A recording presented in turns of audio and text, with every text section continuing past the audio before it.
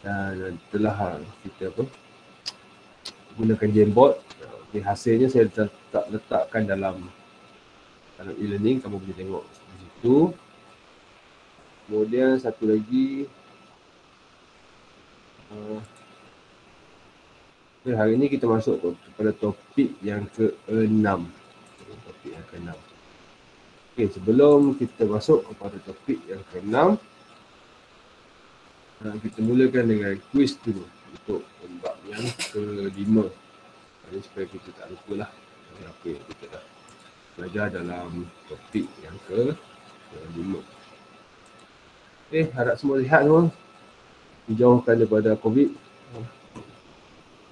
Stay dalam rumah saja. Okay, kalau perlu keluar, bawa keluar.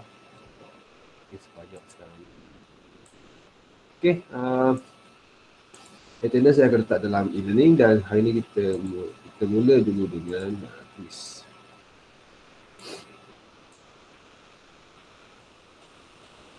Saya share.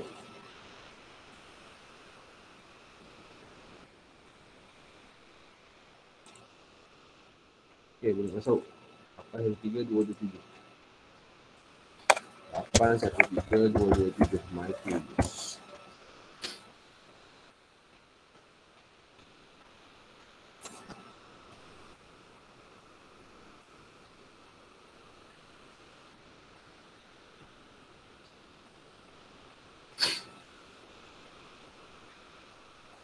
Okay, masuk dulu untuk kita mula kaji bab yang ke-5.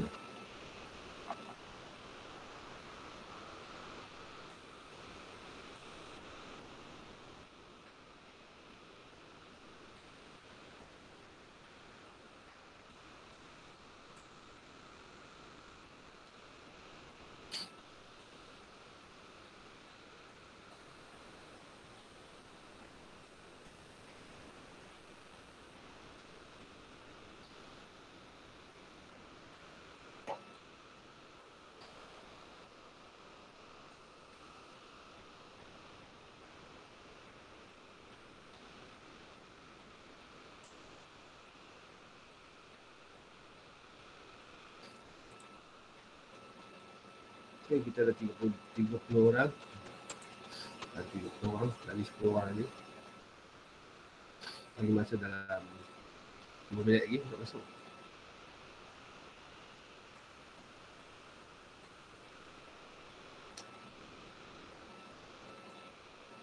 Lagi 7 orang.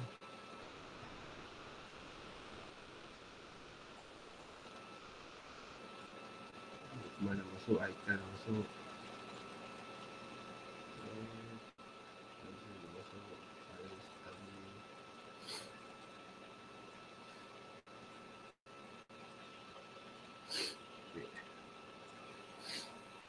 Lapan lagi.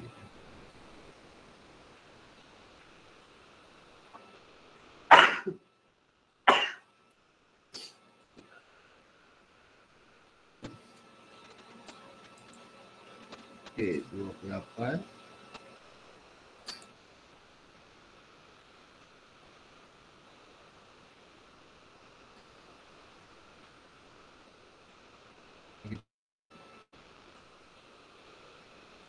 Akan apa yang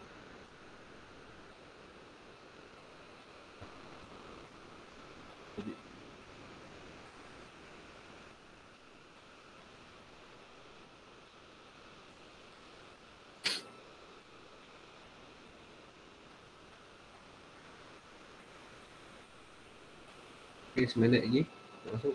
8.4 kita start.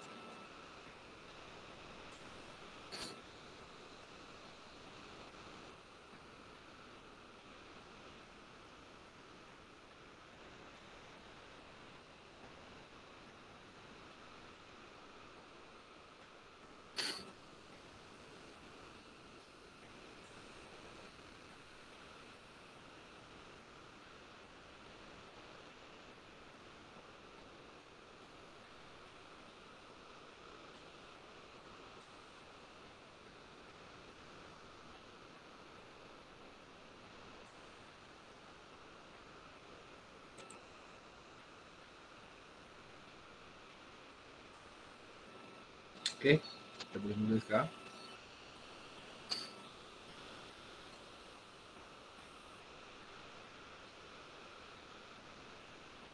Okay, boleh mula. Chris, bagi aku masuk, boleh masuk. Sambil-sambil kawan kamu jawab.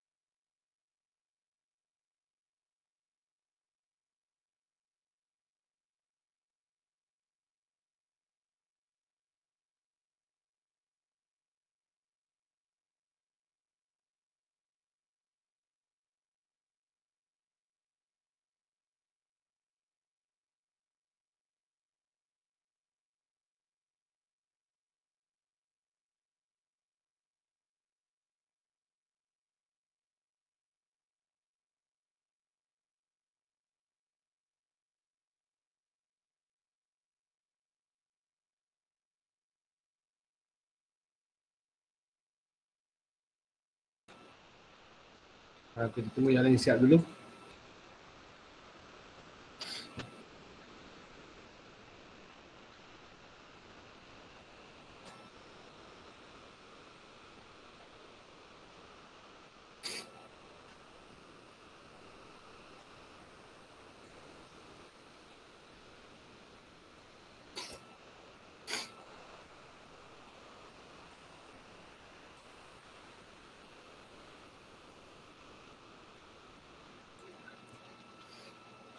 Okay, baik.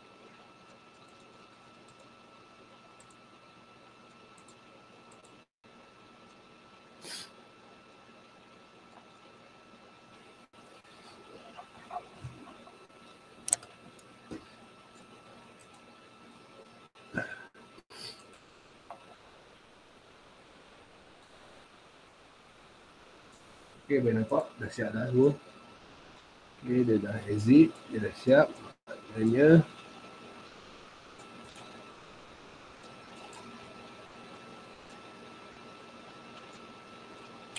kita ada top 5 kita, iaitu Abraham Loh, Han, Adrian, Wanzin dan Tewenjian. Tewenjian, itu 5 top 5 kita. Tahniah pada kelima-lima ni. Dan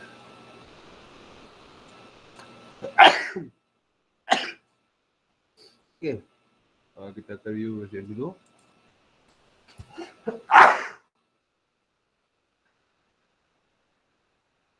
Okey, untuk soalan yang pertama,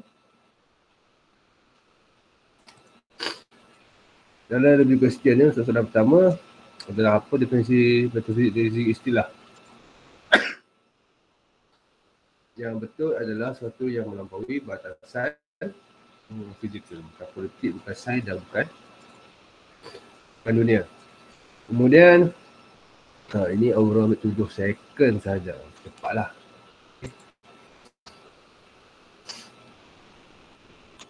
Kemudian pergi kepada soalan kedua, teori metafizik termasuk yang berikut kecuali teori sosialisme, bukan, itu bukan termasuk dalam teori metafizik. Yang lain itu adalah berkait dengan metafizik, idealism, materialism, teologi, mekanisme dan sebagainya. Okay, kita pergi kepada soalan ketiga. Falsafah agama menurut Tyler dan Fraser adalah, dia mengatakan agama adalah gerakan intelektual semata. Okay. Itu pandangan Tyler dan Fraser tentang agama. Kemudian 3 detik ilmu menurut Al-Arabi dan Al-Syarani. 3 detik kan, ilmu asrar, ilmu ahwal. Kemudian apakah itu ilmu asrar?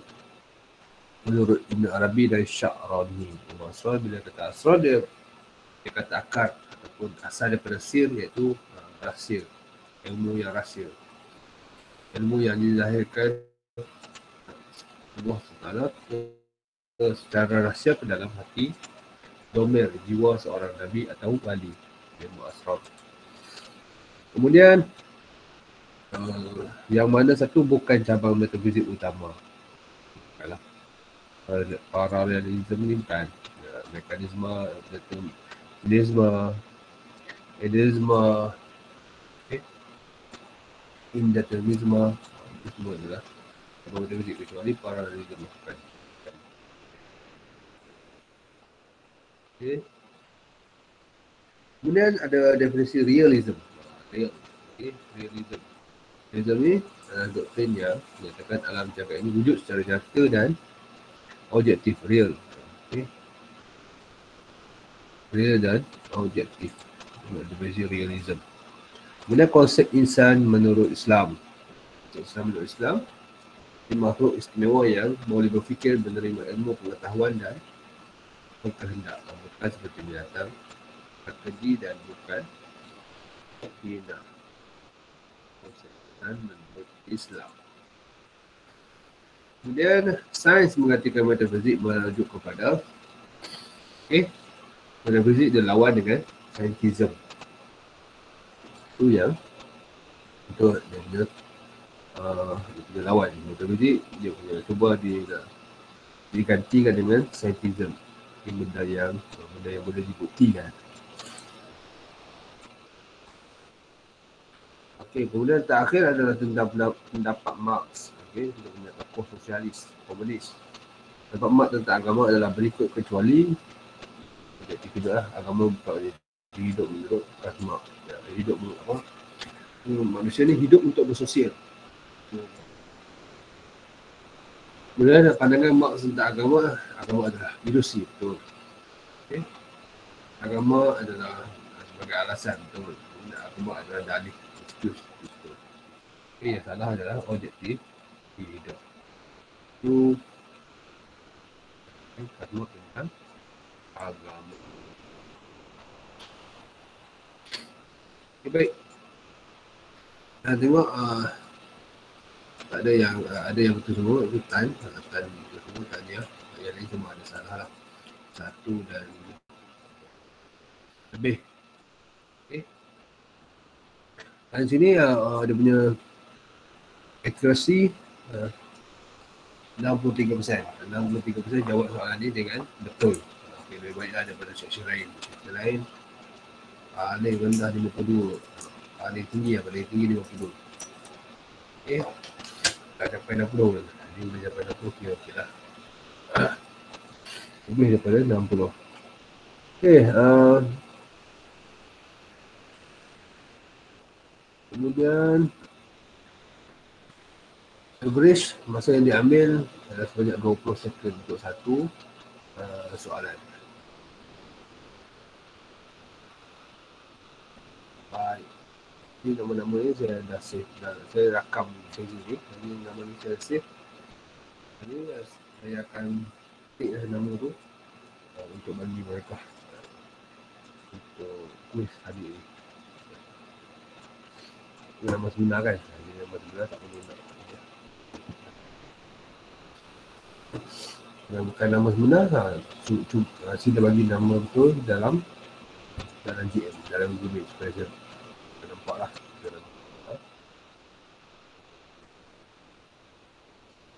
Okey, habis kuis untuk kali ini, untuk topik yang kelima. Habis kuis untuk topik yang kelima. Okey, untuk topik yang keenam ni,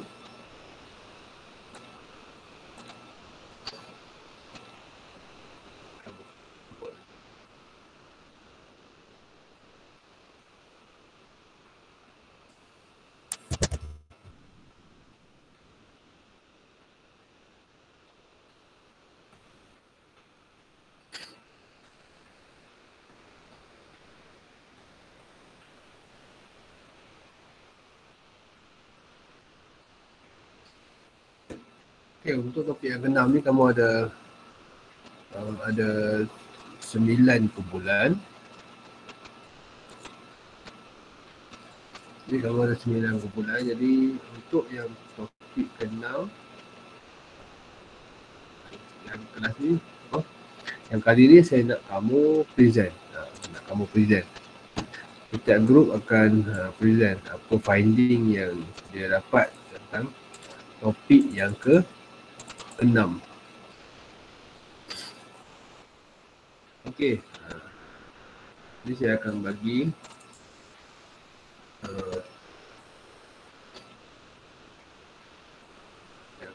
tajuk. Daripada tajuk tu setiap kumpulan akan dapat pecahan dan hurai dalam Jamboard yang link saya akan bagi tadi. Okey, kita ada 9 kumpulan. Kita tengok ada 9 kumpulan. Jadi kumpulan pertama akan menghuraikan definisi istilah. Okay.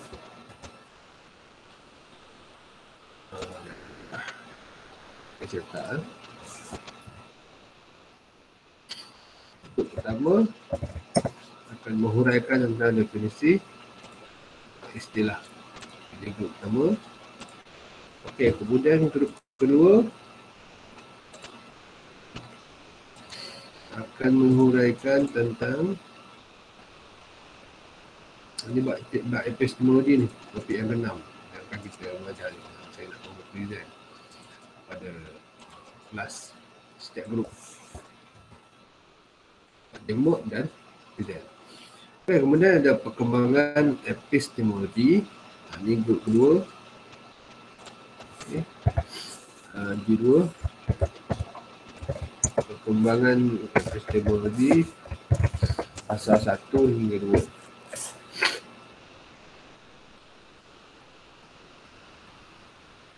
Kemudian grup ketiga.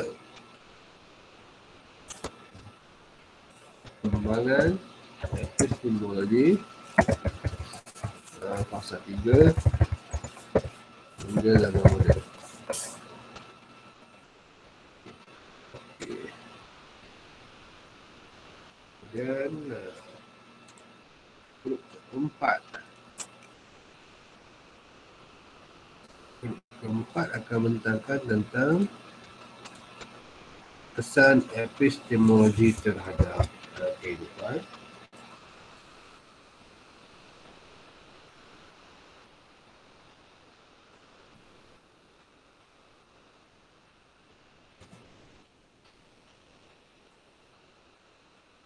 Dan grup kelima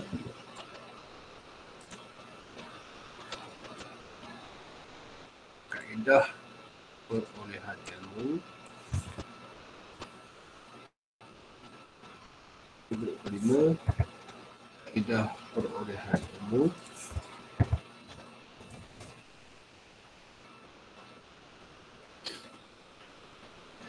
Okay. Grup keenam sumber perolehan ilmu.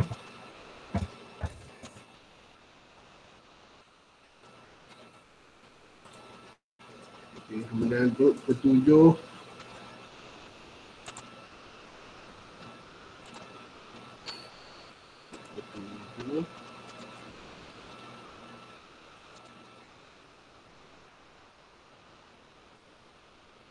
kebenaran ilmu.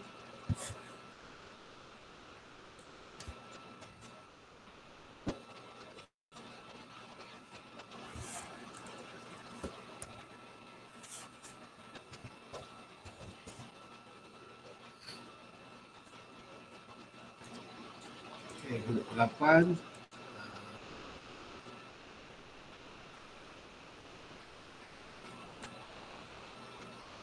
apa dulu?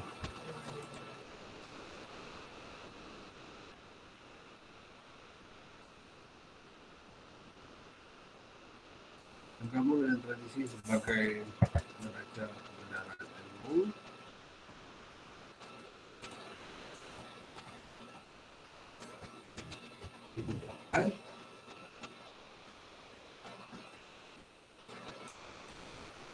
Dan grup ke-9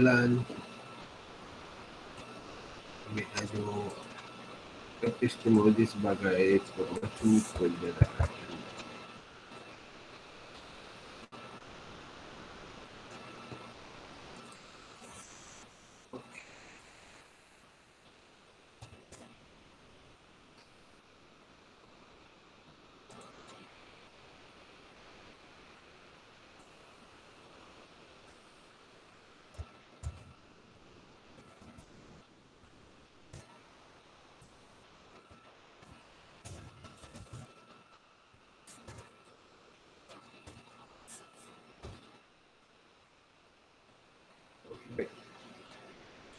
Okey, jadi setiap kumpulan boleh proceed. Okey, boleh proceed dan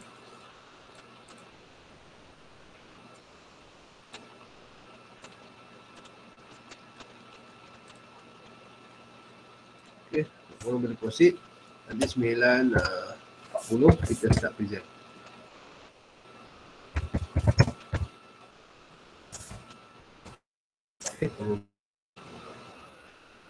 Okey, kita akan bagi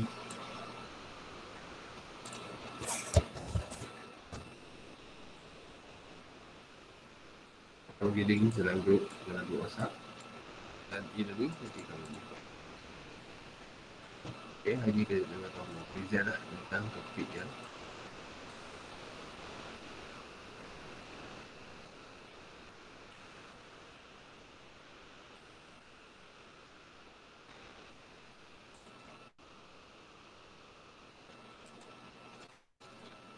Okey.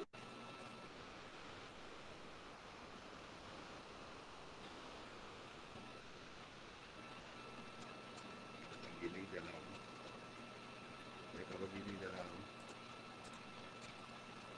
hal ini, dia kenal.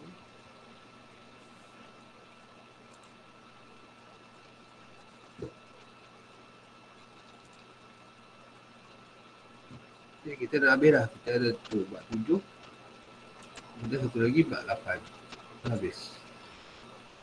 Jadi untuk bab yang ketiga terakhir ni saya nak tengok nombor 3 lah. Dalam hidup. Masa dalam apa kita nak buat benda tu sekejap je.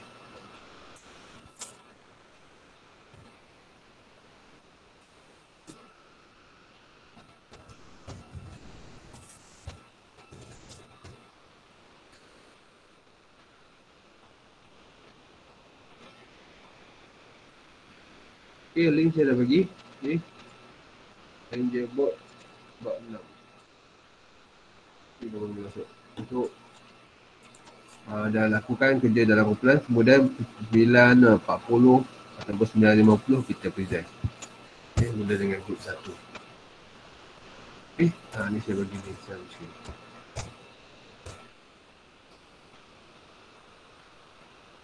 Okay, boleh mula. Masing-masing. Ini untuk bab yang ke-6. Jadi kita ada 10, 10 dan 8 yang terakhir. Jadi present dengan baik. Dan ke-6. Semua orang boleh faham apa itu epistemologi. Buat letak, buat ikut aktiviti masing-masing. Aku nak tambah dalam game board. Kemudian kalau ada maklumat tambahan yang kamu nak masukkan. Kalau ada gambar, masukkan gambar. Jadi nanti saya share, nanti kawan-kawan kamu boleh tengok balik apa game board dan section ni buat, dan semua orang boleh ambil manfaat dan boleh faham daripada aktiviti hari ini. Okay. Dan nanti letak ahli grup. Okay. Dan untuk setiap kumpulan tu nanti letak ahli grup. Satu nama ahli grup. Okay. Dan kalau ahli grup tu tak bagi dia sama, boleh beritahu ataupun tak payah letak nama dia dalam dia buat orang empat. Okay. Okay, baik, kamu boleh start bekerja sekarang. 9.10 dah. Dan 9.40 ataupun 9.50 kita mula untuk present. Okay. Saya akan pantau progres kamu dalam demo ni lah.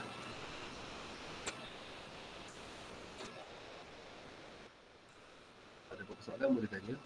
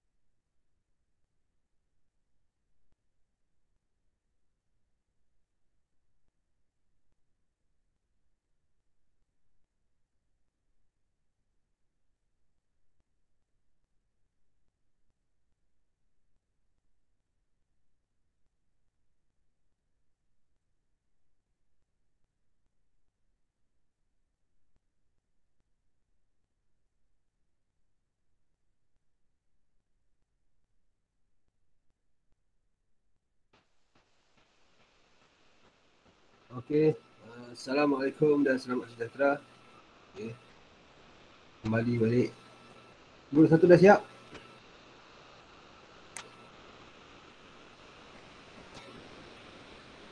Ada lagi nak tambah guru satu?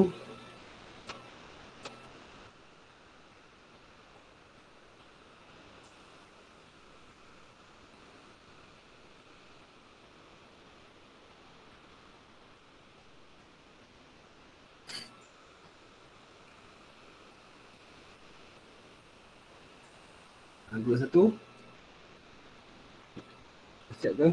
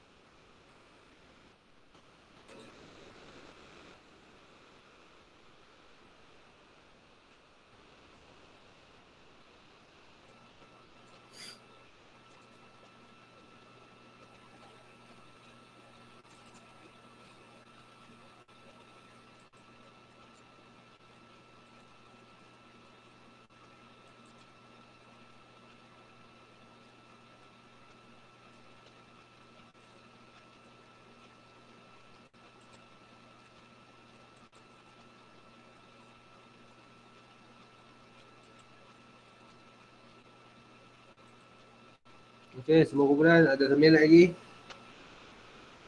Ada 9 minit lagi untuk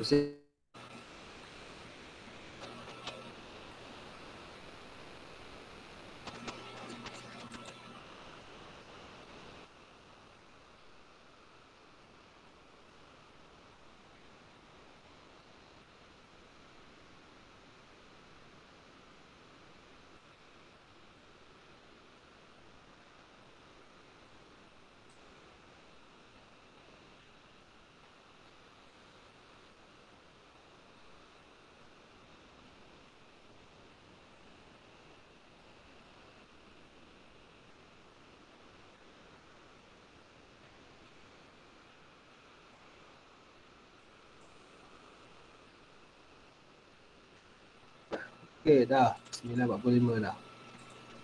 Baik. Grup pertama. Grup pertama. Dia dengar tak?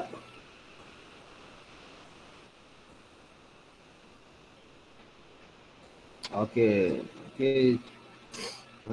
Chong Tun Han. Boleh mula.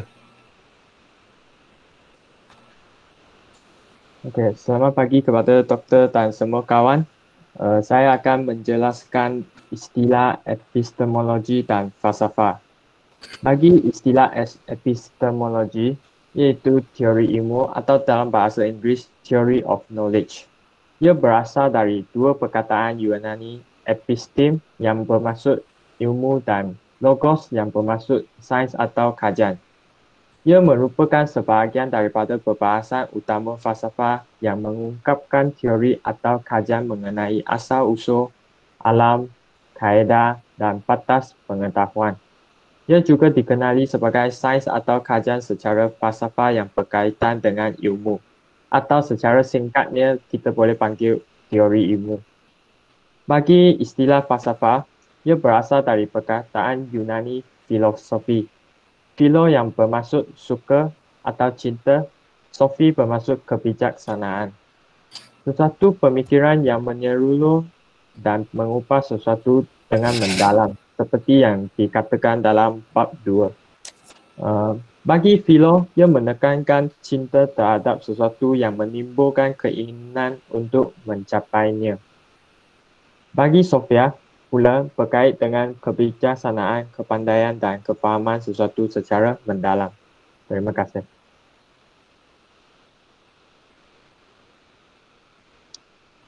Selamat pagi semua. Saya akan sambung dengan ilmu. Okay. Ilmu sebagai penghubungan antara yang tahu, iaitu subjek, dan yang diketahui yaitu objek. Istilah ilmu dalam kamus English merupakan knowledge dan science. Apabila dia diterjemah dalam bahasa Melayu, yaitu tahu, pengetahuan, dan kepandaian. Perkataan ilmu berasal dari bahasa Arab alima.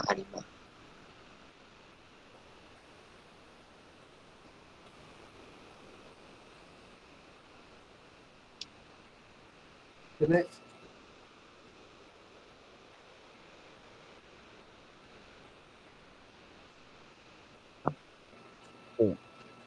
Seterusnya adalah sains. Sains istilah bahasa berasal daripada Greek iaitu scientia, iaitu maksud ilmu atau matematik. Sains adalah satu proses pengumpulan maklumat yang berdasarkan uji kaji atau eksperimentasi. Sains juga boleh dikaitkan dengan cabang ilmu yang membahaskan tentang teori atau satu konsep, di mana konsep itu boleh diperolehi melalui pemerhatian aspek fisikal atau musabab. Musabab itu adalah sebab yang boleh menghubungkan dengan ilmu fizik, biologi, kimia atau matematik.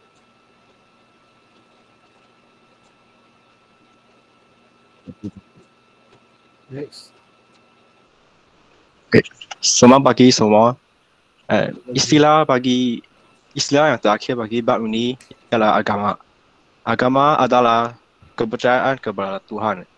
Dan dari aspek ketuhanan, agama merujuk kepada satu sistem kepercayaan yang kohesif. Dan sebuah agama haruslah melibatkan sebuah komuniti manusia. Dan komuniti ini boleh dikesan melalui perlakuan, sikap, pernyataan dan benda-benda material. Terima kasih. Okey, jadi apa kesimpulan daripada bab pertama ni? Daripada topik pertama ni?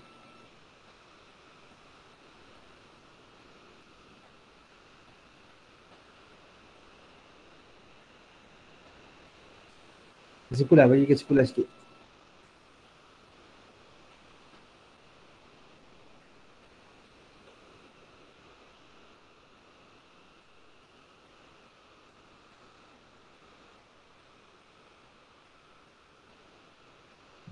Bagi epistemologi ini, kita tidak boleh mengabaikan mana-mana salah satu falsafah, ilmu, agama ataupun sains merupakan elemen yang wajib dalam teori ilmu ini, kerana kalau kita hilang macam istilah agama, dan kita akan hilang sesuatu untuk menjalankan hidup secara baik atau normal. Dan bagi sains pula, kita dapat mengorak langkah ke dunia yang lagi moden, semacam ini. Okey, terima kasih kepada grup yang pertama. Yang jelas. Baik, kemudian kita teruskan kepada grup yang kedua. Grup kedua 2 minit.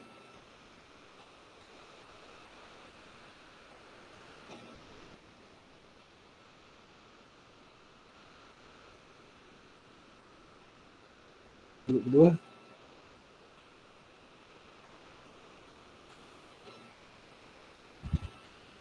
Grup kedua tak ada. Skip dulu. Grup ketiga. Grup ketiga ada tak? Grup ketiga.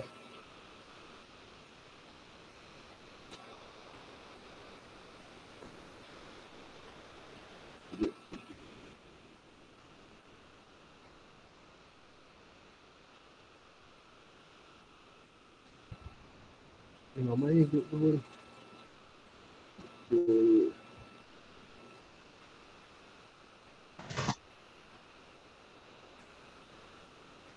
Okay, grup kedua, terus. Selamat sejahtera, Doktor. Okey, selamat sejahtera. Saya akan menjelaskan bahawa perkembangan epistemologi dari fasa 1 ke 2. So, pada fasa 1 iaitu zaman Yunani kuno yang berada dari abad 3 sebelum Masehi hingga 6 sebelum Masehi. Pada zaman ini, terwujud pemikiran tentang pengetahuan yang bersifat kritikan terhadap pengetahuan mitologi. Mitologi merujuk kepada kajian berkenaan mitos atau himpunan mitos, dunia dewa dan dewi. So, terdapat beberapa filsuf yang menanyakan tentang hakikat alam semesta, iaitu Thales, Anaximander, Anaximenes, dan Pythagoras. Dan juga terdapat filsuf yang menjelaskan pengetahuan reflektif dan sistematis sehingga disebut filsafat dikembangkan, iaitu Socrates, Plato, dan Aristotle.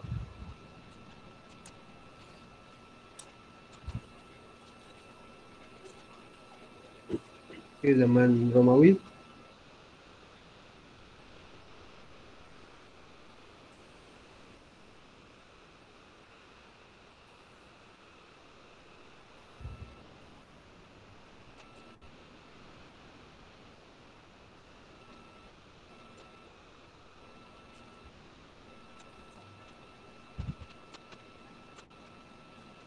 Yang kedua, next. Zaman Romawi.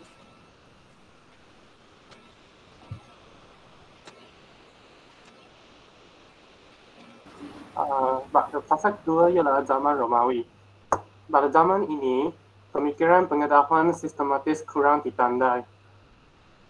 Di sebelahnya, perkembangan pemikiran tentang negara, perang, hukum, politik, perdamaian, sastra dan kebudayaan ditekankan. Antara tokoh-tokoh ilmuwan pada fasa ini ialah Stoll, Epicurus, dan Plotinus. Ini sahaja. Terima kasih.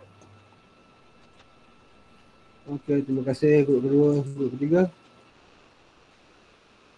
Cukup seorang wakil yang cakap. Bagi wakil tu.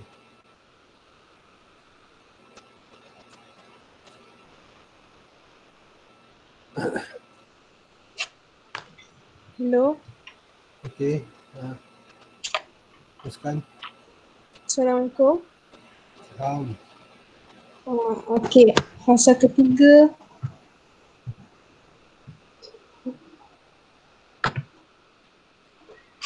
Fasa ketiga adalah apabila masuknya agama Kristian ke Eropah membawa corak epistemologi yang khusus dan berlaku pertemuan pengetahuan supernatural dengan pengetahuan rasional natural intelektual, iaitu iman dan ilmu.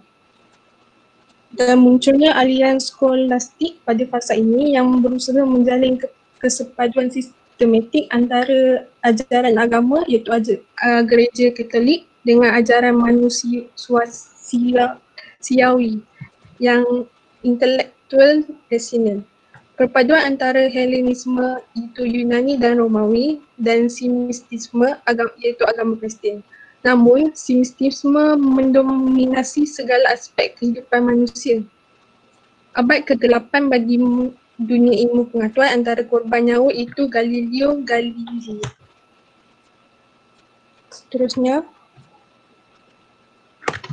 tokoh utama skolastik iaitu Augustinus, bukunya iaitu De Civitate dan Thomas Aquinas. Eropah berada dalam abad ke-8 tetapi tidak demikian di dunia Arab yang beragama Islam. Filsuf seperti Al-Kindi, Ibn Rushdi dan Ibn Sina usaha membawa buku-buku Yunani kuno ke Cordova yang kemudian dipelajari kembali oleh orang Eropah sehingga munculnya zaman baru. Fasa keempat pula iaitu zaman moden. Kehidupan tidak lagi didominasi oleh agama Kristian iaitu gereja Katolik.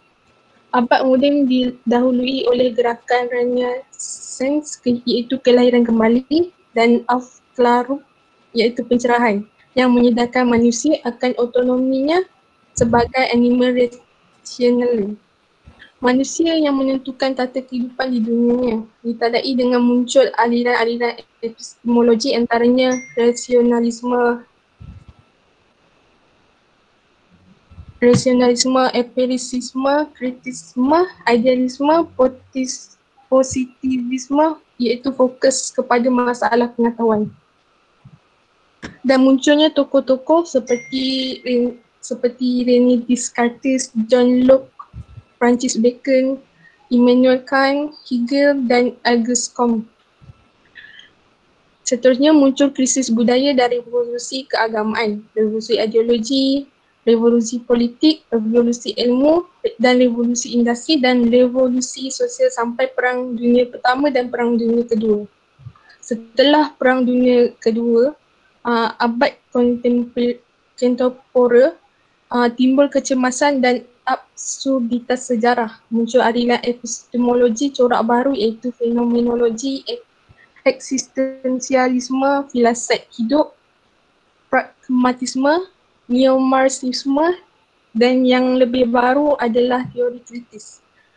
Abad ini juga ditandai dengan kecenderungan aliran iaitu anti-rasionalisme, anti-positivisme dan anti-intelektualisme, anti-determinisme dan mengkritik epistemologi pada abad moden sebagai pandangan parti deterministik iaitu satu dimensi. Epistemologi dikaitkan dengan masalah hidup. Kesimpulannya, epistemologi berkembang seiring perkembangan ilmu pengetahuan kerana sebenarnya epistemologi merupakan bahagian penting dan inherent kepada cara berfikir manusia dalam menafsirkan dunia dan kehidupannya. Penafsiran tersebut terselah dalam ilmu pengetahuan yang terus berubah dan bertambah sesuai dengan corak zaman. Terima kasih. Okay, terima kasih grup ketiga. Antara yang baik, grup keempat.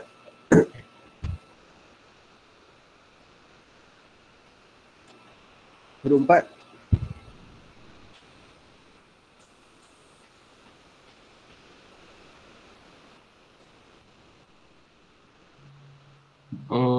Ya, doktor. Okey, teruskan. Okey. Antara kesan epistemologi terhadap kehidupan kita ialah memahami pola pemikiran. Yang kedua, membolehkan manusia menentukan perkara mana yang betul atau salah. Ketiga, mendorong manusia mencipta idea yang baru. Keempat, menggalakkan untuk memeriksa perkara dalam pelbagai aspek dan bukan betul atau salah sahaja. Kelima, menentukan kemajuan sains dan teknologi. Yang akhir sekali, membantu melihat keperluan dalam bidang masing-masing. Okey. Terima kasih kepada grup keempat. Grup kelima. Selamat pagi, Doktor. Lagi. Okey, saya akan menerangkan kaedah perolehan ilmu. Daripada segi falsafah, kenyataan manusia telah dibekalkan dengan ilmu apabila lahir adalah bersifat a priori. Seterusnya dia melibatkan pembuktian secara teori dan empirical dengan mengikut metod yang sistematik. Metod ilmiah menggabungkan antara berfikir cara deduktif dengan induktif. Pertama sekali ialah ilmu nakli, iaitu ilmu yang diperolehi menerusi wahyu. Ilmu akli ialah ilmu yang kita peroleh diperoleh menggunakan akal. Selain itu, ilmu yang melibatkan unsur rohani merangkumi 4 elemen utama iaitu akal, nafsu, hati dan roh. Perolehan ilmu melalui panca indera diperolehi melalui pengalaman peribadi yang wujud dengan adanya sentuhan antara manusia dengan dunia luar. Dan akhir sekali tingkat panca indera ialah melihat, mendengar, merasa, sentuh dan bau. Itu saja daripada grup 5. Okey.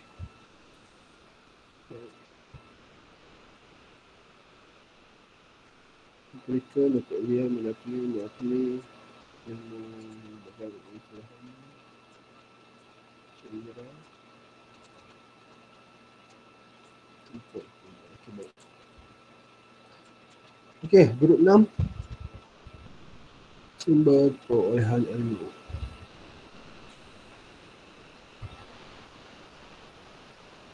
Assalamualaikum Doktor, saya akan terangkan sumber perolehan ilmu.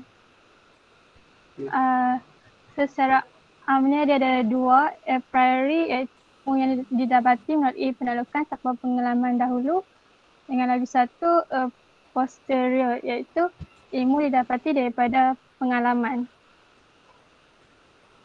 Okay, teruskan.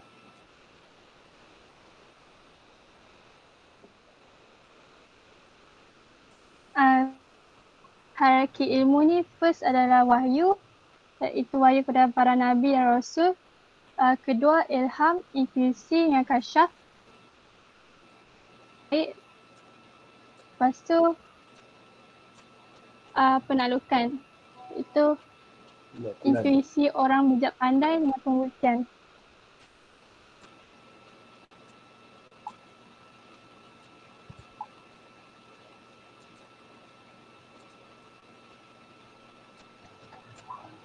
Habis dah. Siap. Okey. Betul. Sumber perolehan ilmu yang pertama ialah inspirasi, intuisi atau ilham. Intuisi ni dia menggunakan kuasa spontan memahami atau memperolehi sesuatu ilmu tanpa penaklukan dan pertelahan secara sedar. Kalau dalam budaya Melayu dia macam gerak hati. Tapi ahli sains ni tak menggunakan kaedah ini. Namun banyak idea yang tercetus daripada kaedah intuisi ni. Contoh intuisi, sumber intuisi adalah kesedaran panca indera, sumber hati, naluri, keupayaan luar jangkauan dan firasat. Itu saja. Okay, sumber ilmu yang kedua, wahyu huduri dan tradisi. Wahyu ialah ilmu yang digunakan oleh Allah kepada Nabi dan Rasul. Kemudian ia bersifat mutlak, iaitu absolute truth, dan juga merupakan rujukan utama umat Islam. Wahyu boleh dikaji secara rasional dan empirical. Sebahagiannya boleh dikaji secara rasional dan empirical, contohnya konteks alam. Ada juga yang tidak boleh dikaji, contohnya sam'iyat, iaitu perkara-perkara seperti syurga dan neraka. Bukti wahyu sebagai sumber ilmu ada dinyatakan dalam dalil surah Al-Isra ayat 85 hingga 86.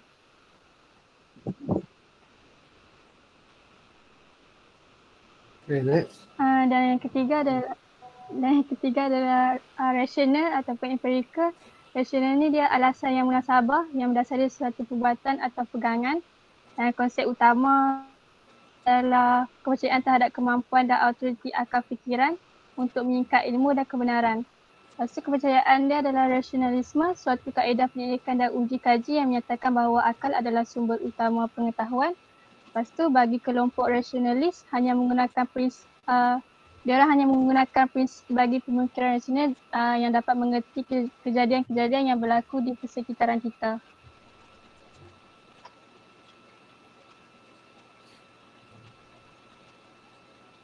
Lepas tu keempat adalah pengalaman dan panca indera. Panca indera ni adalah ilmu yang diperolehi melalui dera-dera manusia. Lepas tu data maklumat daripada panca indera dihantar ke otak. Contohnya adalah somatik, itu proses data, hasilkan sakit dan sebagainya dengan halusinasi maklumat dalam otak seperti mimpi dan lain-lain.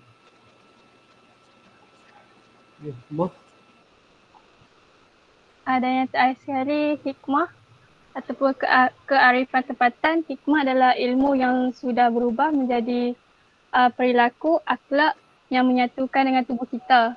Contoh apatah dalam bahasa Inggeris, an embodied knowledge, iaitu suatu pengetahuan yang sudah menyatu dalam tubuh kita. Kearifan tempatan pula mengandungi dua perkataan, iaitu kearifan dan tempatan. Kearifan tempatan ialah satu idea setempat, nilai suatu pandangan yang mana terkandung ciri-ciri kebijaksanaan. Okey. Ada lagi? perbezaan akal dan ilham. Akal adalah kaedah induktif dan deduktif, bercorak objektif dan dapat disaksi ramai, boleh digambarkan dengan perkataan. Ilham pula pengalaman jiwa bersifat subjektif dan pengalaman pribadi, tidak boleh digambarkan dengan perkataan secara tepat. Itu saja. Terima kasih. Ambil tak turun sini lah kan? Ya. Dia ada 5 Lepas tu sumber perolehan ilmu. sini hierarki sini. Lepas tu dia Sumber hierarki. Lepas tu sumber perolehan ilmu tu dia daripada 2 melalui akal yang kita dapat sendiri, sebenarnya macam belajar. Lepas tu dengan daripada pengalaman kita sendiri. Oh ni lah. Yang akal ni. Oh ni, 3 ni. Lepas tu perbezaan akal dan ilham. Okey. Macam bawah ni. Bawah tu macam ulasan. Yang sumber perolehan ilmu tu 5 tu. Okey, sini ya. Ya. Okey, terima kasih. Grup ke-6. Okay, baik. Grup ke-8. Grup ke-7. Kebenaran ilmu.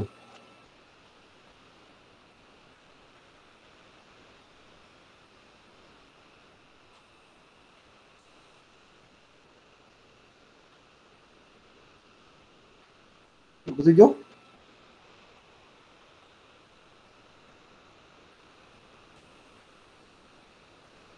Tak ada.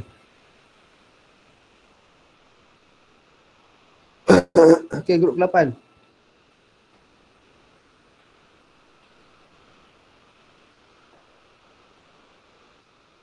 Grup 8. Hello, ya saya. Okey, teruskan. Selamat pagi. So sekarang ni saya akan bentangkan pasal agama dan tradisi sebagai neraca kebenaran ilmu. Menurut Endang Saifuddin, terdapat 3 institusi kebenaran iaitu sains, falsafah dan agama wahyu. Ketiga-tiga ini ada titik pertemuannya yang berkemuncak kepada tauhid kepada Allah. Dari segi agama, agama tidak dapat dipisahkan dari bahagian kehidupan manusia yang lain. Sebaliknya, agama mesti dirasakan dan difikirkan, ia mesti dipercayai, dijelaskan dalam tindakan. Tradisi dan adat sesebuah masyarakat atau kaum juga boleh menjadi kayu pengukur kepercayaan atau kebenaran dalam kalangan masyarakat. Kebenaran dalam Islam terbahagi kepada 2, iaitu kebenaran mutlak dengan kebenaran relatif.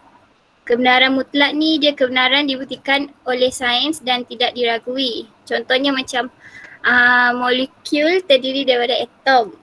Kebenaran relatif apa yang benar dalam sejarah tertentu atau dari sudut pandangan tertentu. Okey, seterusnya ada 4 cara untuk mencari kebenaran, iaitu menerusi ilmu kalam, menerusi falsafah, menerusi golongan Syiah Batiniyah dan menerusi sufisme ataupun tasawuf.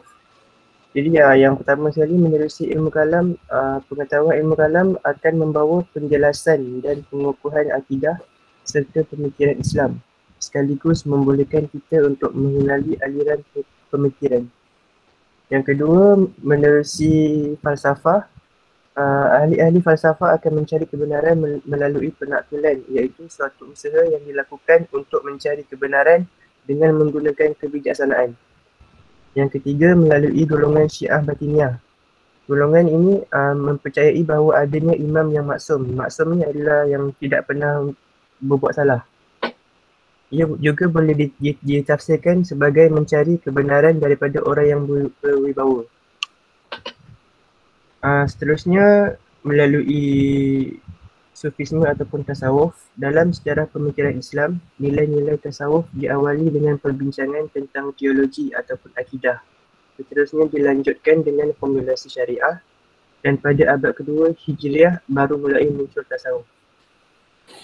Sejak awal pertumbuhan dan perkembangan Islam, ciri-ciri sufisme telah dipraktikkan oleh Rasulullah SAW dan para sahabat.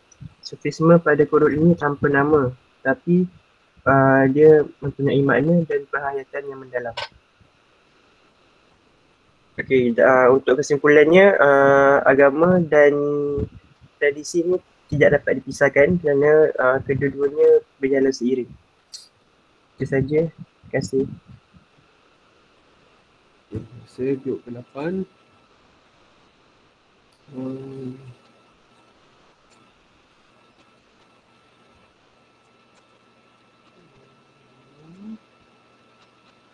Sains, falsafah dan agama.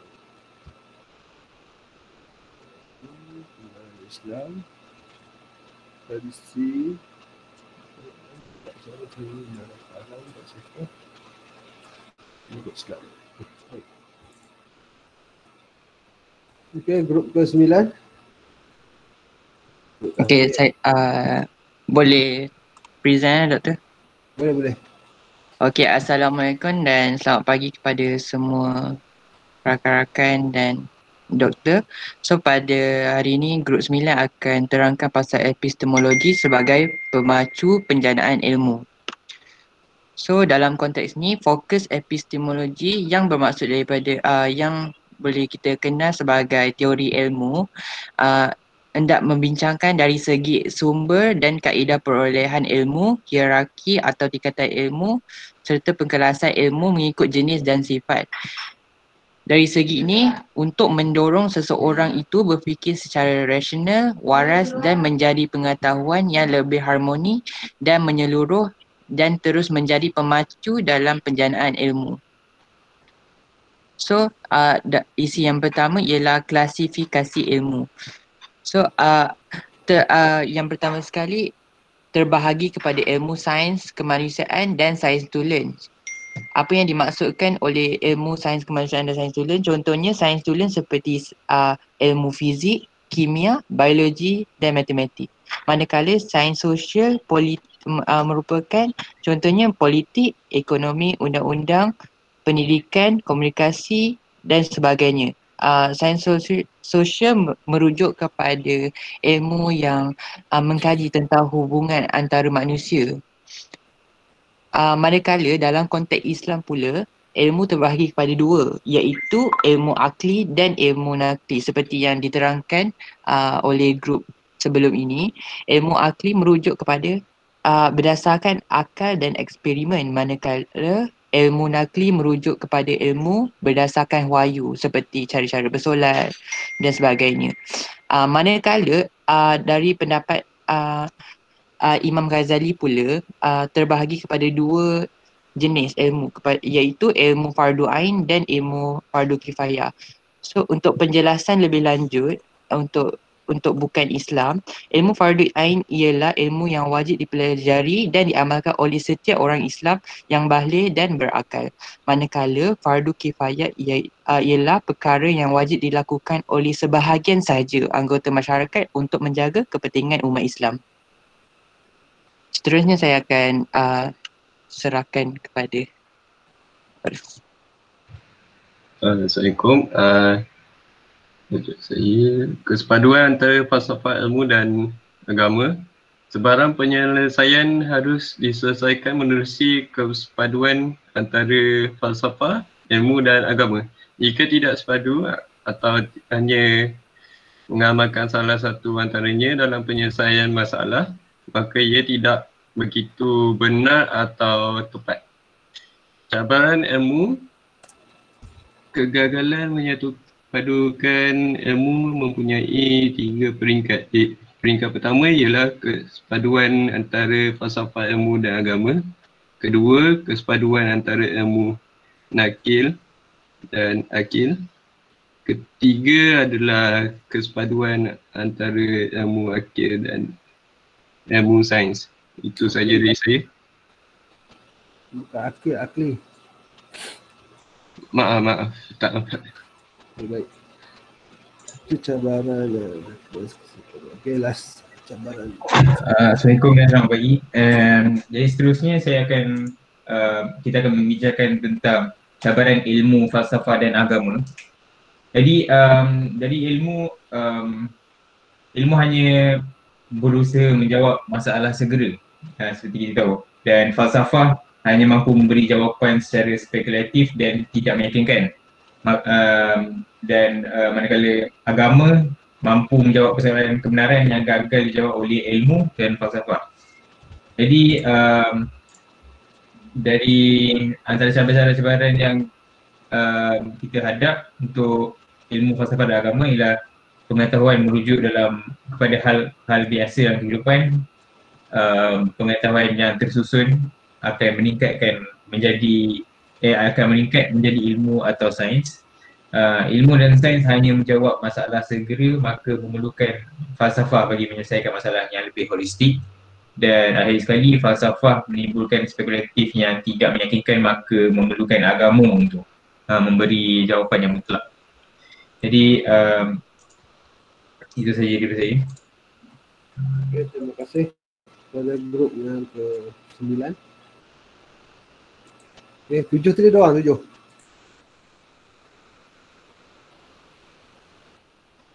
Ada. Okay. 1 minit.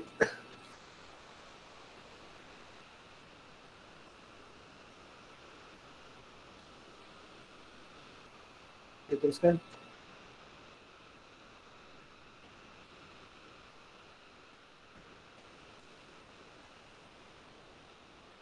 Video. Lagi wakil cakap. Kurang lagi. Cepat sikit.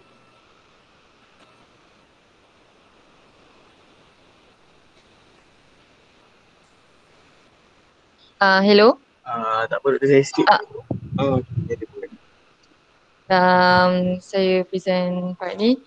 Assalamualaikum dan selamat pagi semua orang.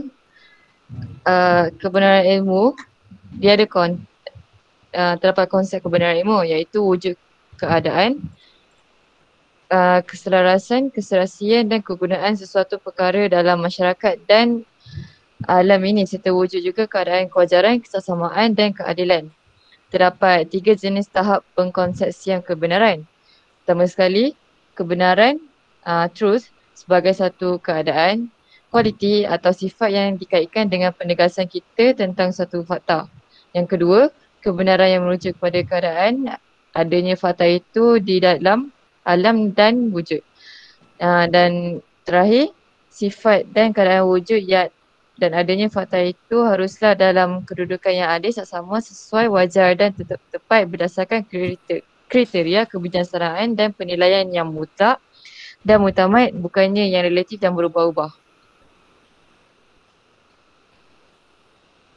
Okay, next part, teori kebenaran ilmu. Teori kebenaran ilmu ni terbahagi kepada 3, iaitu teori koresponden, teori koheren dengan teori pragmatik. Okay, untuk yang first part, teori koresponden ni adalah teori kebenaran berdasarkan keselarasan antara fakta dan dengan penegasan. So, untuk teori koheren pula, suatu kenyataan dianggap benar bila ia bersifat koheren ataupun konsisten. Untuk pragmatik, sesuatu itu benar jika berguna kepada masyarakat. Contoh ada dekat yang gambar gajah ni. So dia gajah tu dia ambil daripada perspektif orang. So macam orang belakang tu nampak ekor gajah tu sebagai tali dan badan gajah tu sebagai dinding, something macam tu. So dia anggap macam satu benda tu berguna kepada masyarakat dan itu adalah ilmu lah.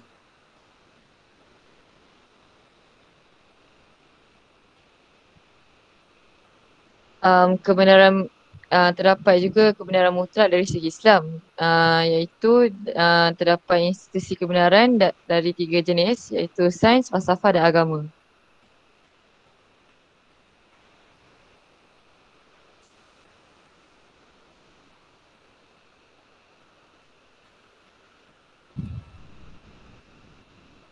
Lagi? Boleh dah?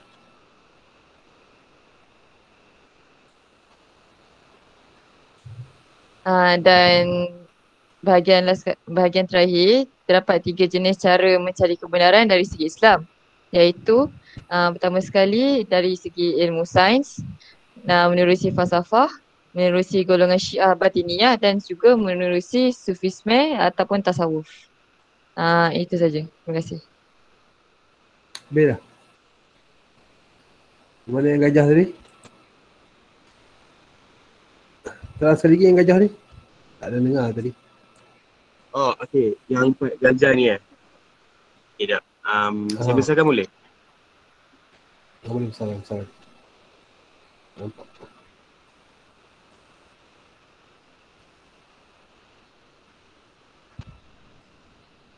Okey.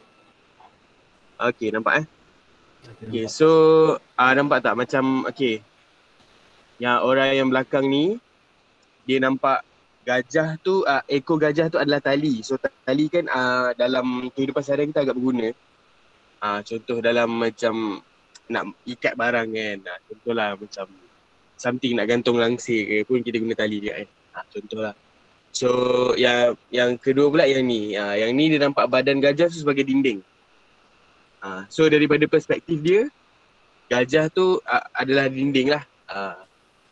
So dia kira macam ilmu ni dia daripada perspektif orang dan orang tu akan ambil itu sebagai macam satu benda yang memberi manfaat lah kepada masyarakat.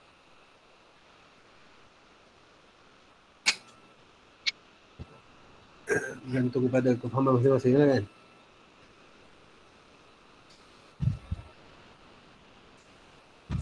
Apa tu? Bergantung kepada keupayaan dan kefahaman masing-masing lah. Ya betul-betul. Berdasarkan apa yang dia nampak lah. Okay, baik, terima kasih. Okay, terima kasih kepada semua kumpulan di atas pembentangan. Okay, tahniah untuk diri sendiri lah. Okay, first time kita buat pembentangan. Dan jadi tamat untuk kelas kita ni. Dah setakat pembentangan pada topik yang ke-6. Minggu quiz untuk topik yang ke-6. Dan okay, bab 2 terakhir, bab 7 sebelum bab ke-8 yang terakhir. Okay, nanti saya akan letak kamu punya hasil Jamboard ni ke dalam e-learning. Jadi nanti kalau ada nak baiki dan nanti petang nanti saya akan ambil dan masuk dalam e-learning. Okay, terima kasih kerana hadir pada hari ini dan bagi komitmen untuk pembentangan. Dan kita jumpa pada minggu hadapan pada hari dan waktu yang sama. Okay, 8.30 pagi. Okay, jumpa lagi next week untuk majlis dengan Tasbih Kafarah dan Surah Waqiah. Ya, Doktor. Assalamualaikum warahmatullahi wabarakatuh dan selamat sejahtera.